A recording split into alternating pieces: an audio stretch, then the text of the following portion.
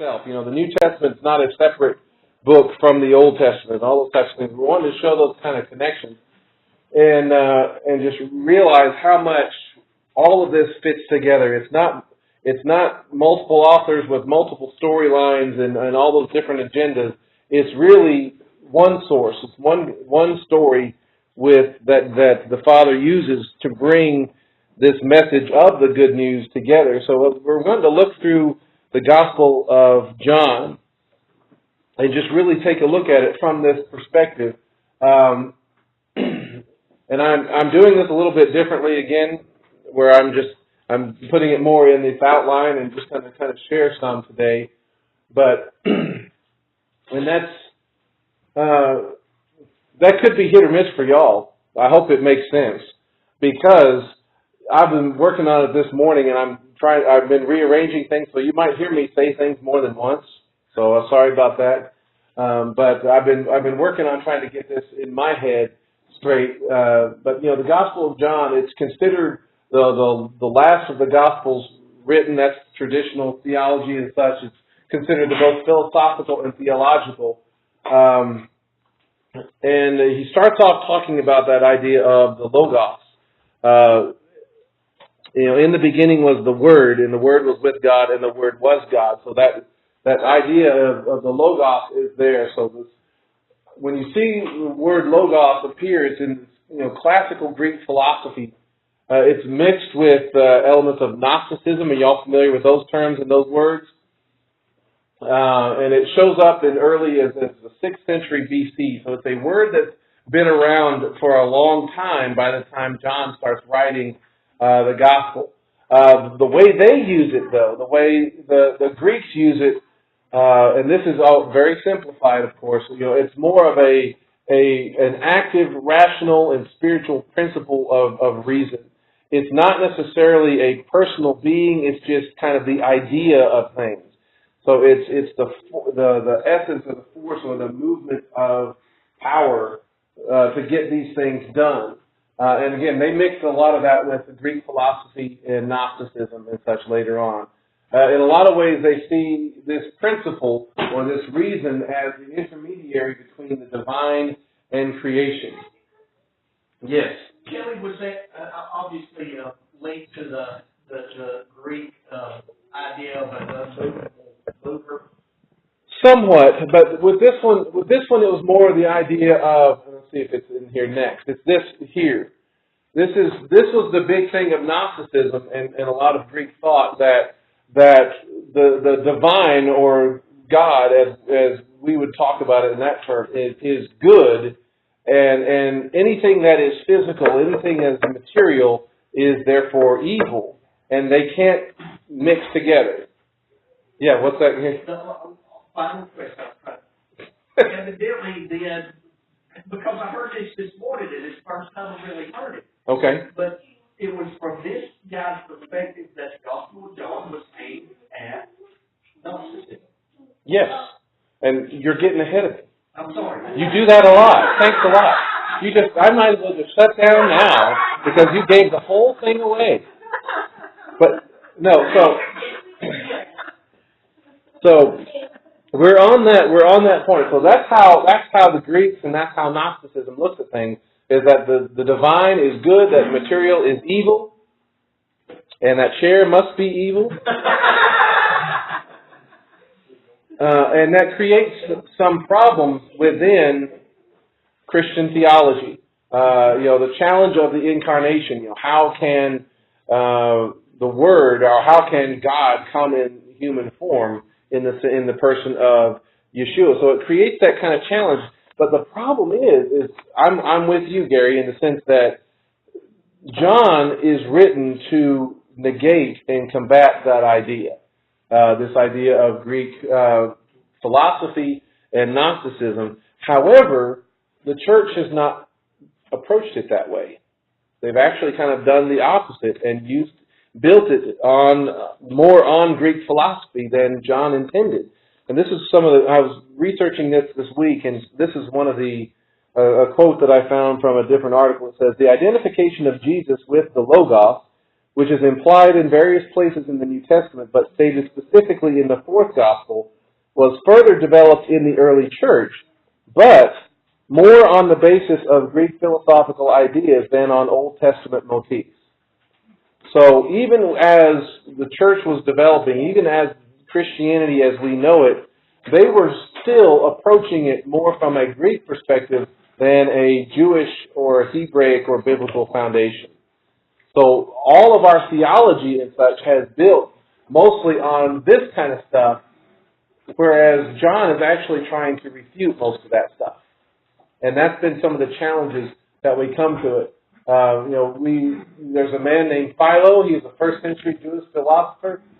He adopted the idea of logos. He used it, and he was blending it. His Jewish background and his Greek and the Greek understanding of things. So he was working a lot of those things together. And let me read this to you here. This is some other things that I found. The word logos in John signifies, as in the whole biblical text, the word. In Philo, it signifies as the philosophical language of the Greeks of reason. It reveals a wholly different starting point in the use of which they make the use of the term. In Philo, the existence of the Logos is metaphysical theorem. It's just the idea. God being conceived as the absolutely intermediate and impersonal being, and there is an impassable gulf between him and the material or finite world that we see. So Philo needed an intermediate agent, a second God, brought nearer to the finite. I'm going to skip a little bit down here. He says that John was writing in just the opposite of Philo's theory. In a word, in John, everything in the relation of the Logos to God is a matter of liberty and love, while with Philo, everything is a result of logical necessity. One is a disciple of the Old Testament interpreted by means of Plato and Zeno. The other, the Old Testament. Let's see. I'm trying to find the better stuff here. Philo does not connect the idea of Logos with any connection to the Messiah or the Messianic kingdom. John, however, makes those two equivalent. In Philo, the principle of evil is the material world, such as that. He says that, therefore, the 2 points of view are entirely different and are even in many respects, I'm trying to figure out what that word is. You don't come across those very often. But they are in antithesis to each other. They are in opposition to each other. And so that's where he is coming from in this. Philo is writing these things and using that term in one way, but John is approaching it in a different way. But the use of the word logos is not new in the Jewish world. The 10 Commandments are called the 10 Words, which is a use of a variation of the word logos. That's in Exodus chapter 34, verse 28. Let's turn there and see that.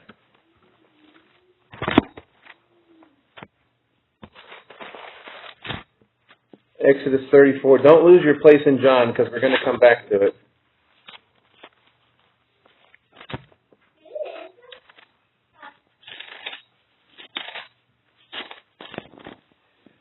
Exodus 34, verse 28.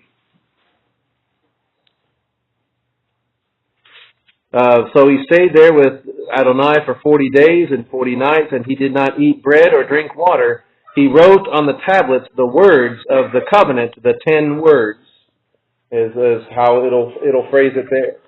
So when you get to the Septuagint, and the word logos is used, dozens of times, hundreds of times in the Old Testament, in the Greek translation of the Old Testament. One example is Psalm 33:4 and verse 6. For the word, or logos, of Adonai is upright, and all his work is done in faithfulness. By Adonai's word, there's that one again, were the heavens made. Okay? So it's not foreign to Judaism to use these words But it means something different to them than it did to the Greek philosophers. Y'all with me so far? When we approach that's small. Can y'all read that? When we approach the Gospel of John in contemporary theology and traditional theology, they typically organize the Gospel of John around the 7 signs or the miracles that he designates in there. Okay, and what's the significance of the number 7 in Jewish thought? Perfection. 7 days is there. That's one way. Yeah, it's the idea of completeness, of perfection. What else? Maturity or different things of that sort. So, going through those, we see the changing of the water into wine in chapter 2, the healing of the royal official's son in chapter 4, healing of the paralytic at Bethesda in chapter 5, the feeding of the 5,000 in chapter 6, the walking on water also in chapter 6, the healing of the man born blind in chapter 9, and the raising of Lazarus in chapter 11. So that's kind of how traditional theology organizes the Gospel of John and look at it in a lot of those ways. And there's nothing wrong with any of that. But one of the things that it does is it might miss some of the Jewish way of thinking as it approaches to those events, and also what else is present in the Gospel of John. Yes? Well, one of the things that I noticed when I started studying Torah was that, we could study them in little sections or whatever, Mm-hmm. and I noticed that they all lead one to another, and they tell a story all wound together, and that was something that they never learned in the church. Yes, and that's true. Now, some will also consider the resurrection as the 8th sign. That's one of the things that no sign will be given to you except the sign of the prophet Jonah, such as that. But the resurrection being the 8th sign, signifying after the week of creation with the new creation dawning or the new covenant. So the number 8 is often seen as the new thing beginning. And that's where circumcision happens on the 8th day. There's the Feast of Sukkot has the special day. What's that? The circumcision? What? Now, wouldn't it be renewed, like the cycles are constantly Yes, renewed but and renewed? yeah, I'm not going there. No, I understand. I'm just asking. Yeah, but it is a renewal of things, but in the sense of that this is with the 8th sign being the resurrection, that this is inaugurating a new level of what Messiah is doing and what things are pointing to. The hard part is, what's the danger of actually, I wanted to go back up a little bit. I have to find my number 2 here. This is another quote from some of the things that I found. John's doctrine is not Philo's and does not depend on it. They both use the term logos, but with utterly different meanings. And then the next one. To say that John derived his logos conception from Philo, who may have also had it from the Stoics or even Heraclitus, is one of those tantalizingly ambiguous pronouncements which darken the subject almost as much as they enlighten. We cannot indeed hold that there is no mutual relation, but the influence of Philo appears to have acted in a twofold direction. First, by way of antagonism, the evangelist uses Philo's term to deny actually Philo's thought. And so the borrowed term is submitted to changes so radical that it virtually is to transform it into its opposite. So he's actually combating a lot of Philo's philosophy, a lot of this Greek philosophy. And so what's the danger of mixing philosophies together or different practices? Does the Scriptures, the Old Testament, talk about mixing at all? What kind of examples are there? You don't mix the holy with the profane. That's Yeah. one of them. You don't mix the holy and profane. You don't mix the worship of Adonai with the worship of other gods. Mm-hmm. There's even things of mixing about the different kinds of seed in a field. There's examples of not mixing the different kinds of threads together. And and even in marriage, you don't mix a believer with an unbeliever. That's very common. But in the New Testament era, there's a lot of the mixing of the philosophies. This is Colossians chapter 2. It says, "See to it that no one takes you captive through philosophy and empty deception, according to the tradition of men and the basic principles of the world, rather than on Messiah." So Messiah needs to be the foundation, not the other stuff. And that's the world that they're entering into. Romans chapter 12, "Do not be conformed to this world, but be transformed by the renewing of your mind, so that you may discern what is the will of God, what is the good and acceptable, and what is good and acceptable and perfect." So we have to be careful when we try to mix things. In fact, we're encouraged not to. Because mixing things usually ends up in a compromise of things, and you end up messing it up. So what we're going to try to approach the Gospel of John through the eyes of the Tanakh, the feasts, and the Hebraic mindset of things. Yes, McKay? There's a prophet, and they explain why you don't mix. They go to the prophet and they say, "Can the holy make the profane holy? Or does the profane make the holy profane?" And it says the profane will always make the holy. Yes. And the holy can never make the unclean. So, And that's the typical pattern, and that's what makes Yeshua.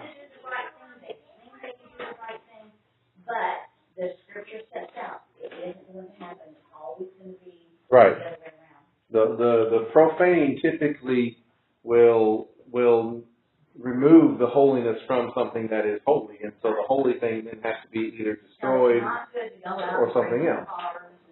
But we're not going there.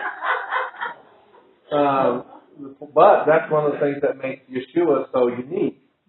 Is here when someone who is unclean comes, like the leper that we read about earlier. Typically no one would touch him, because touching the unclean person makes you unclean. But Yeshua goes and he crosses that barrier and touches him, and that righteousness his righteousness is not compromised. Well, of course not.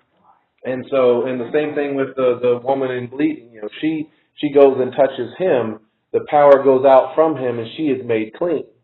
I mean, that's the profound thing about the ministry of Yeshua. So we're going to be trying to come to the Gospel of John through the eyes of the Tanakh, the feast, and the Hebraic mindset. So let's read this together. This is John 1:1-5. It says, "In the beginning was the Word was with God, and the Word was God. He was with God in the beginning. All things were made through Him, and apart from Him nothing was made that has come into being. In Him was life, and the life was the light of men. The light shines in the darkness, and the darkness has not overpowered it." There is a whole lot to unpack, even into this world. But one of the first things, and don't lose your sight on John, but one of the first things that we need to realize is that we're going to understand Yeshua, you have to start in Genesis. If you're really going to understand what's going on there, in the beginning was the Word. You have to have a biblical foundation, a Genesis foundation, to understand who Yeshua is and what He's doing and what His significance is. Now, of course, one of the biggest problems in our culture is how many people really understand Genesis? Do they want to understand Genesis? Is that there's a reason why Genesis is one of the first places that get attacked and gets dismissed and thrown out as something that's relevant, is because that is the laying the foundation of who the Messiah is. Yes, Gary? Well, and I agree 100%. John's speaking, the Greeks viewed God as he was unknowable, he was impersonal. Mm-hmm. And John's going straight back to Bereshit and showing God to be both personal and both relational. Yes, absolutely. Everything in this is about establishing not the God of Greek philosophy, not the God as they understood it at all, but God as He is presented in the Scriptures, in Genesis. So you've got to go back there. Of course, in the beginning, God created the heavens and the earth as that foundation. The Greeks would not even accept that. They did not believe that God would directly create anything in the universe that we see. So right off the bat, that's a contradiction to Greek philosophy and thought. So to understand Yeshua, you've got to start in Genesis. But the other thing that's pointed out is that in the beginning was the Word was with God, and the Word was God. The Creator cannot be separated from the Word, right? But again, that's Greek philosophy does. It says there is the Creator, and then there is the Logos, and they're not the same thing. But yes, Gabriel. Greek philosophy doesn't even have a creator. They kind of have a more eternal universe concept. They're more comfortable with that, that's for sure. So that things are eternal. But they will try to separate the Creator from His Word. And He's saying right off the bat that those two concepts are one. They're not separate. They're not distinct. There's not one thing and then the other. So it's the idea of Messiah, the deity of Messiah, is being established immediately on this issue. That the Creator, that Yeshua, the Messiah, is there as a part of all of this thing. He was with God in the beginning. All things were made through Him, and apart from Him, nothing was made that has come into being. See, they believed that the Logos was something that came into being.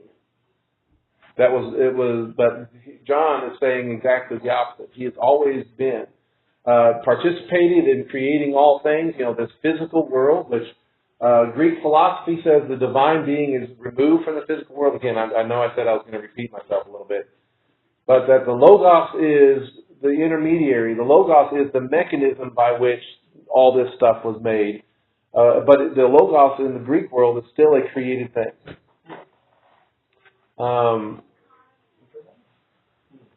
But he states clearly that the Word or Logos was God. Again, He's not separating them. He's not making them something else. So He Himself is not a created being. The Word is not a created thing, but eternal. Then it says, anything and everything owes its existence to the work of the Creator with the Word. And this is another thing, Gabriel, like you were going off of. Some elements of Greek philosophy also said these things were uncreated, or some things exist apart from a creation or a creator. And he's saying that's not it either. Rather, that everything that we exist, everything that we see, all things were made through Him, and apart from Him, nothing was made that has come into being. Okay? I know this is all kind of weird and philosophical stuff, but he's really going after the heart of what is Greek philosophy and Greek way of thinking. It's not modalism. Are y'all familiar with that term? Modalism is a distortion of what we see as the Father, Son, and Spirit. But it's that the Father becomes the Son, who becomes the Spirit. They don't exist simultaneously. But so they can't be working together if only one exists at one time. Does that make sense? Sort of? Yeah. For us that aren't familiar with some of these terms that they use, modalism, what is that in a nutshell? Just that God, exists in only one mode at a time. So even some of the, y'all have tried to wrap your heads around the idea of the Trinity before, right? It's not an easy concept to understand. And so we always propose different theories or examples of what it might be. One of them is, y'all have heard the egg theory, or the water, where water exists as liquid, gas, and solid. Okay. even that breaks down on the issue of modalism, because the same water can't be all three at the same time. So it breaks down. It's not a perfect analogy. One that I use, but I know is still not perfect, is the idea of three-dimensional space. You know, all three-dimensional space has length, width, and height, and any point of space has all three of those values at any one time. But even that one's not perfect. But this was attacking that idea of modalism in the sense. What's that? Oh, okay, that was somebody else. All things were made through him, and apart from him, nothing was made that has come into being. So just as, this is one of the things that he says next, just as creation is spoken into existence, so was life. In him was life, and the life was the light of men. What's one of the things that, when you hear philosophy of today, when they talk about how did life come into being, how do they describe it? How do they describe the origins of life? It's chaos. It's accidental, right? It's random. There's nothing intentional in how life got here. And that's even modern philosophy and modern science and things like that. That starts with that assumption. But he says, in him was life. And the life was the light of men. So life was spoken into existence. Life is a work of the Creator just as much as anything else. So life is deliberate. It's not an accident. It's not random. And life is a choice of the Creator. It's not a byproduct or annoyance, which is, when you look at the Greek world, the gods and such, the humans and the life kind of gets put there. And a lot of times they're like, man, these humans are really annoying. I really don't like them. They're making too much noise. Get rid of them. That's the view of the gods toward people. Yes, Gabriel. It wasn't even the gods that created humanity. It was the more rebellious titans that sided with the gods in the beginning and, disobeyed them by creating all this life that we Right. So in the Greek world, life, and especially humanity, was not particularly welcome. But in the Gospel of John, he's establishing that life is very intentional. Life is very wanted. In him was life, and the life was the light of men. Another thing, when you look at the Gnostic thought, was dualistic. It was there was an equal bit of light versus dark. There's spirit in the physical. Do we see that anywhere in the world, modern world today? Those concepts of the dualism? What about in Eastern philosophy? With the yin and the yang, right? Equal light and equal dark. What about even with Star Wars and stuff like that? Y'all were laughing. Yeah. So, So light shines in the darkness. Again, it's pointing back to Genesis chapter 1.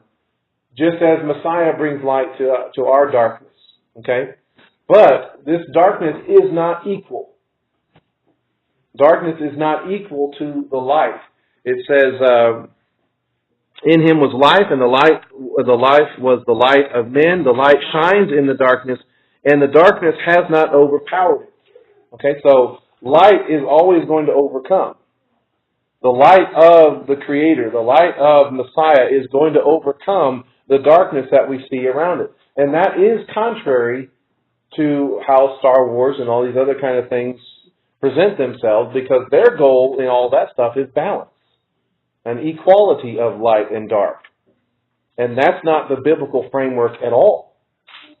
The biblical framework is that light will overcome and overpower the darkness. And it's always been more powerful in the first place. There was never even a time when there was balance. light is always, from the beginning, it is. In the beginning, yeah. God created the heavens and the earth, and He said, "Let there be light." I mean, that's really where things are going. So He's trying to establish right in these first few verses that this world that Messiah, that Yeshua walks into, is not the Greek philosophical world. That's not the foundation of all of these things. So He's contradicting the Greek and the Gnostic thought, and He's establishing that biblical Hebrew framework for the Logos or the Messiah. Everybody with me so far? Okay. So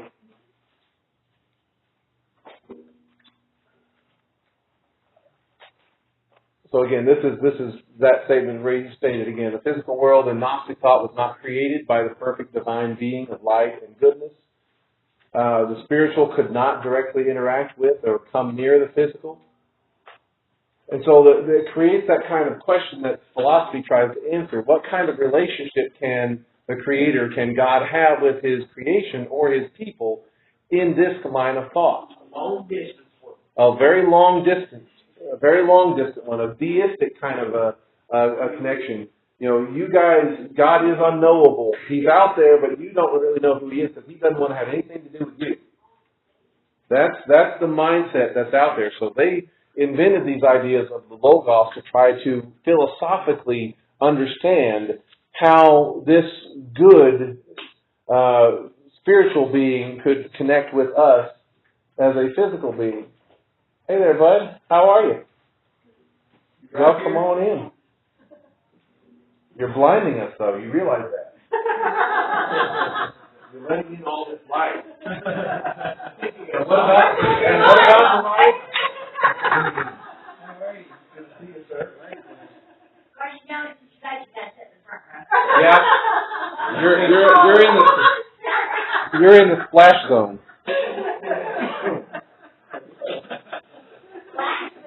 Y'all know what the splash zone is, right? Especially when it comes to Shamu and SeaWorld. That's where, the whale jumps in and everybody gets wet in the first few rows. Well, that's how preachers work. There you go. I know. I like it. We've been starting in the Gospel of John. And basically, let me back this up. This is that he is establishing a world or the framework from which to understand the place of Messiah or the Logos in the world, and it's contradicting all of the Greek and Gnostic thought that existed in his time. And the problem, one of the basic problems is that the way the church has always tried to approach the gospel and interpret it and understand it has always been from a more Greek perspective. The church has not tried to approach it from a biblical Hebrew perspective, but from a philosophical Greek one, and that's created issues for us. So the physical world, we've been through these. How do they relate with one another? What kind of relationship can God have with His creation? And it's not a close one. And it creates a problem with understanding Yeshua. If Yeshua was good or divine, as God in the flesh, He could not be in the flesh in that Greek Gnostic thinking. Those two things are incompatible. But on the flip side, if Yeshua was in the flesh, then He could not be good or He could not be divine. So these things, those two things don't work in Greek philosophy. But true Hebraic thought does not have this problem. Biblical thought does not have this issue with that. You see down in verse 14 where he says, and the Word became flesh and tabernacled among us. We looked upon His glory, the glory of the one and only from the Father, full of grace and truth. The Word, the Logos, became flesh. Okay, that is a statement that flies in the face of everything that the Greek philosophy stands for. They didn't think that would be possible. The Word became flesh and tabernacled among us. And John can say that because of the nature of the whole story of God. The appointed times, the moeds and such, the moedim, establish the Creator's desire to meet with His people. So and where do you get that? Where's the first mention of the moed? Back in Genesis chapter 1, which is where the whole thing started. In the beginning, God created the heavens and the earth, and so He puts the sun and the moon and the stars up there for what purpose? For signs and for seasons, for the appointed times. Okay, the times of appointment. When you have an appointment with somebody, what do you expect to happen? Somebody to show up on You expect this, yeah. We expect the parties, there's more than one party that's showing up for this meeting. So the appointed times in biblical world starts with that. It starts with the idea and setting forth the point that the Creator doesn't want to stay at a distance. The Creator doesn't want to be removed from us or disconnected from us. In fact, His whole intent and point is to meet with His people. And He sets up things from the beginning to make that happen. So He desires to walk with us and us with Him. You see that where He shows up in the garden in the cool of the day to walk with Adam. And what's His concern? When He shows up and Adam doesn't, what's the problem? Where are you? Now, did He know where he was? Yeah. It's not like He didn't know. But the problem is like, hey guys, we had an appointment and you didn't show up. That's a problem. Disconnect. It's a disconnect. We caused the disconnect, not Him. We did. But His desire is that we would have that type of connection and that kind of relationship. He, over and over in the Torah, He promises to come down and intercede. Look, Exodus chapter 3, verse 8 is all about the Creator, all about God saying what He is going to do. And everything that He says He's going to do in this passage is in violation of Greek philosophical thought. Because the divine would never do this in the Greek world. Verse 7, he says, I have surely seen the affliction of my people who are in Egypt. I have heard their cry because of their slave masters, for I know their pain. In the Greek world, God would never know that. Wouldn't care. He says, so I have come down to deliver them out of the hand of the Egyptians, to bring them up out of that land and into a good and large land, a land flowing with milk and honey, into the place of the Canaanites, Hittites, Amorites, Perizzites, Hivites, and Jebusites. Okay, so I have come down. He is interceding on their behalf. Look over in chapter 29. He says, Exodus chapter 29, it's in the construction of the tabernacle. It's of the building of all the different garments and such. Verse 42,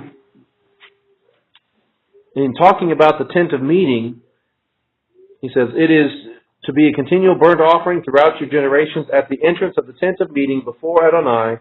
There I will meet with you to speak with you there.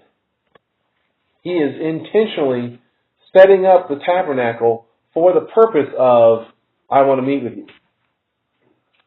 And then verse 45, it goes on, he says, so I will dwell among the children of Israel, Bnei Yisrael, and be their God. Then they will know that I am Adonai their God, who brought them forth out of the land of Egypt, so that I may live among them. I am Adonai their God. I will dwell among them. So the idea of that God wants to dwell and be with His people, not just from a distance, but even physically right there among them. Greek thought has no way of making that happen. It doesn't work in their system. They're not compatible. And yet within the heart of the biblical worldview, that's set off right from the beginning of this is how this happens. Yes? It's shown over and over again. He made the garden so Mm-hmm. The tabernacle did. He made the temple. And then the Spirit said, it's so awesome. He wants to be with us. He wants to. Well, think about it like this. We think about it like this. Some of y'all have children, right? What's the point of having children if all you're going to do is send them away? Send them away and let them fend for themselves. Yeah. And throw them to the wolves. Yeah.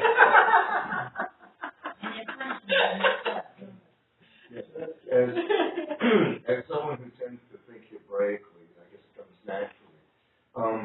So as not to get ahead of you, are you perchance entitled into 1 John 1?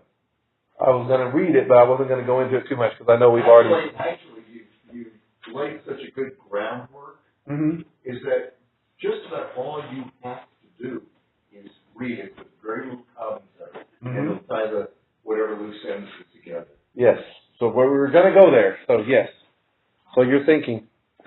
We're connected. Therefore I am. Yes. Not just the pretty stuff and course. Right. So here we are. The Scriptures lay the foundation of God wanting to meet with His people and wanting to dwell within His people. And so the tabernacle and the temple established the Father's presence and the Father's glory in the midst of His people. Okay? Look over in Exodus chapter 40.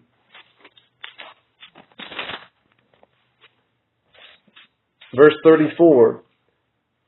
So it says, Then the cloud covered the tent of meeting, and the glory of Adonai filled the tabernacle. Moses was unable to enter into the tent of meeting because the cloud resided there, and the glory of Adonai filled the tabernacle. Okay, so that's the biblical world. That's the biblical understanding of the goal of God dwelling with His people, His presence, His glory, being in and amidst the people. And the tabernacle and the temple are one of the ways, the mechanism to make that happen. Greek philosophy and Greek thought doesn't have a mechanism to do that. And they come up with the idea of the logos as this idea or principle or reason, impersonal stuff to try to figure it out, but they don't do a good job of it.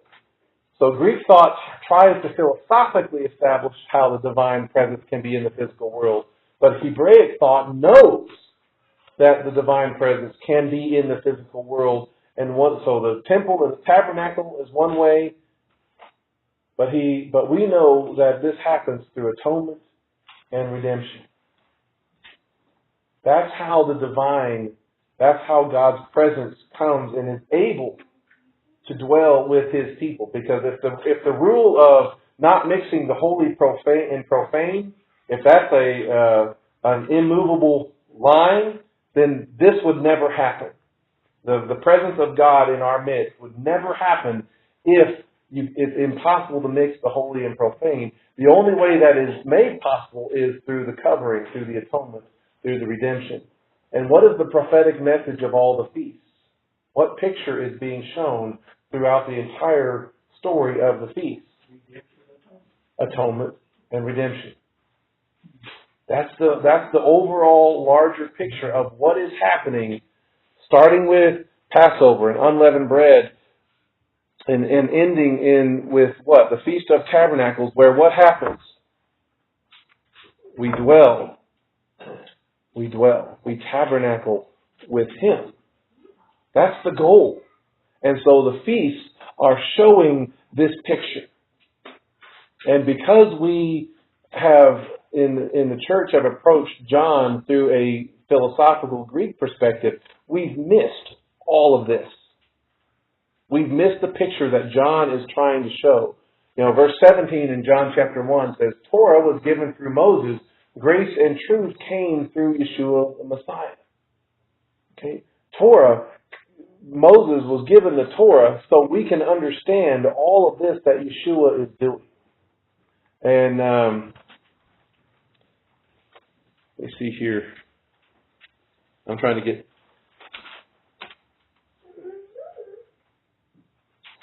So John's Gospel demonstrates the reality of the Word or the Logos made flesh and the Logos, the Word, the Torah of God is put on full display. He's fulfilling all of the Word. He's fulfilling the feast. He's showing that the feasts are pointing to my arrival. Is essentially it. So the living Torah has been made flesh and dwelling among us. And which is what Peter talks about. 1 Peter chapter 1, verse 23.